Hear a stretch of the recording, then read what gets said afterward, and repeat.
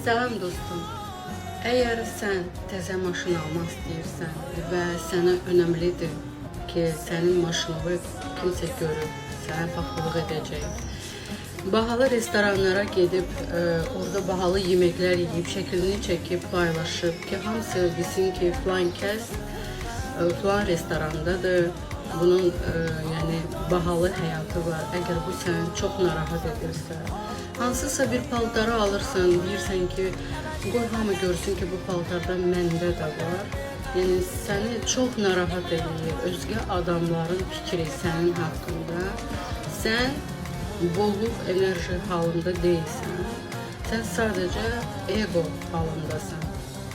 Bolluğa düşmək üçün, bolluk enerjisində olmaq üçün sizi hətta ağacların üstündə olan çiçəklər də feyziyab etməlidir.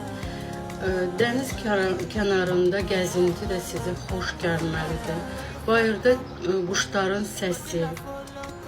Yəni bu hamısı əgər sizə ləzzət edirsə, bizim dilimizdə desək, demək ki, siz bolluk enerjindasınız.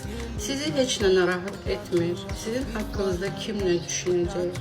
Onların fikri, onların gözləri nə görəcək sizdə? Baxılıq edəcəklərmi sizə, etməyəcəklərmi? Yəni sizi o əgər narahat etmirsə, deməli siz bolluk enerjisindasınız. Sizi mən təbrik edirəm.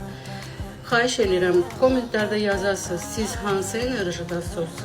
Bolluk enerjisində yoxsa ego enerjisində? Hamımıza uğurlu gün.